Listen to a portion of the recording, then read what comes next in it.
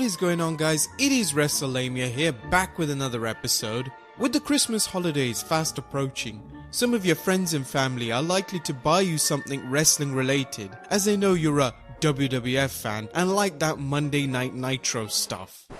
Alas, for every classic Hulkamania t-shirt, the WWE has a dozen things guaranteed to make you hang your head in shame. Welcome to today's WrestleLamia episode, where we look at some of the worst merchandise thrown at the fans by the WWE. Let's start with some easy targets, the WWE's seemingly endless supply of t-shirts. Sure, there are some cool t-shirts like Edge's Rated R Superstar that look great even if people didn't know the wrestling connection. But on the other hand, you wouldn't get caught wearing some of the following unless you were being filmed in a hostage video. While we could fill the video with nothing but John Cena's Fruity Pebbles boutique, we'll spare you any further suffering by showing them. Vince Loves Rooster t-shirt. This certainly qualifies as a low-hanging fruit, as it's hard to imagine anyone wanting to wear this, even if they had a choice between this and I'm a registered sex offender shirt. In any event, 2006 saw those crazy kids from DX, Triple H and Shawn Michaels introduce a shirt that read Vince Loves Rooster, which really meant Vince loves cock. Apparently someone thought the shirts would sell because DX was hawking them, but that doesn't seem to have been the case. In all likelihood, the shirts are in the same landfill as the Atari 2600 ET video games. APA, always pounding ass t-shirts. Only Bradshaw and Farouk are tough enough to wear these shirts without anyone giggling in their presence. As for WWE fans, it's bad enough admitting you're a fan sometimes, so imagine the reactions you would get were you to go out in public with this one. In all fairness, this t-shirt seems to be like a marketing mix-up, as the shirt would have been good for the Billy and Chuck tag team, at least prior to their called-off wedding. Carlito's Spit or Swallow t-shirt. While someone might be able to fly under the radar with the Vince Loves Rooster shirt, there's no way you could wear this unless you were working in a red light district. WWE CRUNCHTIME popcorn. Combine the taste of burnt microwave popcorn in a cheesy container and a plastic cup that resembles a specimen cup for a drug test, and you'll have the WWE CRUNCHTIME popcorn kit. While this is a mere speculation, one can imagine some poor prisoner in a Chinese slave labor factory making this as a punishment, whilst the well-behaved prisoners get to make the latest New Day action figures. This item came with a set of 2 plastic popcorn boxes, 2 small bags of microwave popcorn, and 2 plastic cups, probably made of recycled chemicals that are banned in most first world nations. Katie Vick cheerleader outfit. If you're not familiar with the Katie Vick angle, let's just say it involved Kane, his dead girl who was a friend but not a girlfriend, and allegations by Triple H that Kane had his way with her lifeless body. Add in a disturbing video of Triple H dressed up as Kane having sex with her dead body, and, well, it was 2003 and this is what the WWE considered entertainment, and the WWE cut its losses. However, not before selling the actual cheerleader outfit. This might not qualify as merchandise, as we only know of one outfit being produced, but hey, someone bought it. The good folks over at WrestleCrap.com. WWE Pizza Prints. There's no such thing as bad pizza, right? Well, you might be thinking differently if you're biting into your favorite pie, no, not that pie rock, and you see some WWE superstars staring up at you. Yes, the WWE released this edible prints that you can slap straight onto your pizza. The item says it's made of edible food starches and food coloring, but that sounds about as appetizing as a turnip and squash pizza. Pin the tail on the donkey WWE style. The instructions are simple. Play just like Pin the Tail on the Donkey, but using labels to go on John Cena's sweatband instead. Tired of your son or daughter's friends tearing up the house during parties? After you set this game out, you'll never have to worry about Johnny or Susie's friends showing up again. With the money you save on party favors, you'll need it for your kids' therapy sessions, that's for sure. If you take the time to think about it, there's nothing the WWE won't slap John Cena's likeness on and try to squeeze a fast buck, and this only confirms your worst fears. Hulk Hogan's signature camera. No matter what people tell you, Hulk Hogan was a technology pioneer as well as a wrestling pioneer. This film camera not only takes color pictures, but it superimposes a picture of the Hulkster into each photo. When you think about it, who wouldn't want the Hulkster photobombing their favorite pictures? If you thought the Photolab technician gave you a strange looks when you picked up those pictures of your 70-year-old neighbor sunbathing in a bikini, imagine the reaction you'll get when Hulk Hogan shows up at your son's bar mitzvah, or those shots of your baby in the tubby.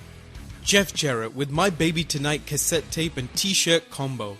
In 1993, Jeff Jarrett, that's JEFFJARRETT, entered the WWF as a country music singer, looking to boost his singing career by wrestling. In 1995, Double J unleashed his song With My Baby Tonight on a helpless WWF audience. The WWF even added to their misery by selling the song in cassette format along with a "Ain't I Great" t-shirt. Fans still wonder what was worse, the atrocious grammar on the shirt or the tone-deaf singing. The song was later revealed to have actually been sang by Jarrett's sidekick, the Roadie, later known as the Road Dogg Jesse James.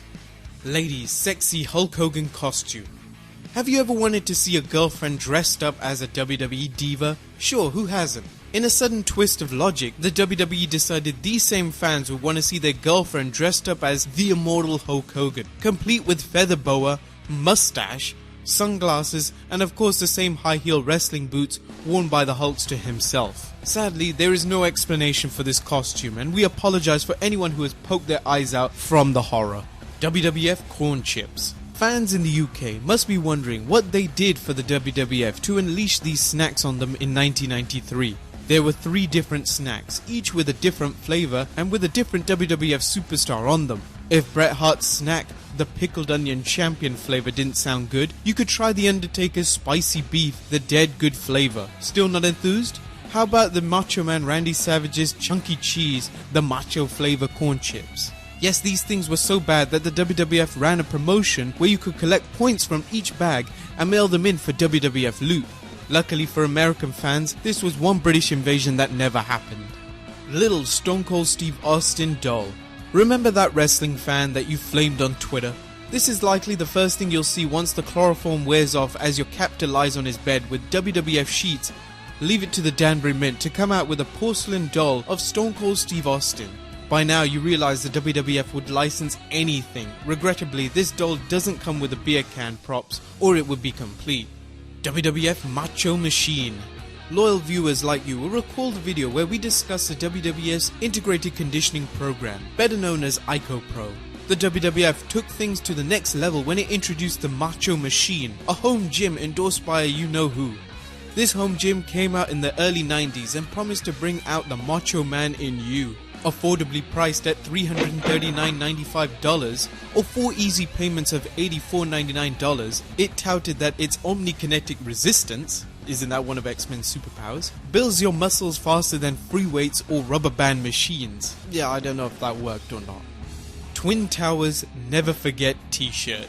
Fans say what a visionary Vince McMahon is, but who could have thought he'd predict the tragedy of 9/11 and capture it as officially licensed WWF merchandise? Okay, we can't confirm this was made by the WWF back during the heyday of Akeem and the late great Big Boss Man, but either way, the shirt is either eerily prophetic or downright tasteless in being sold now. Coliseum Video, the WWF 1995 Year in Review VHS tape. Coliseum Video deserves credit for providing fans with the chance to see vintage WWF matches, pay-per-views like WrestleMania, and compilations like the history of the WWF Championship. Unfortunately, Coliseum ruined their legacy by releasing this tape covering 1995, arguably the worst year in the history of the WWF. The tape's only redeeming value are highlights of Razor Ramon and Shawn Michaels' ladder match, but even that won't wipe out the bad memories here. Well guys, if you get any of these items for the holidays, you know you're on somebody's list. Chris Jericho's perhaps? What items here have you seen or had the misfortune of receiving as a gift? Have we left any out from our list?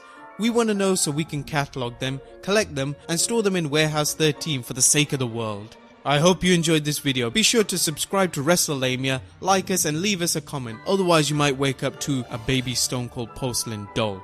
And I'll see you next time for some more wrestling content.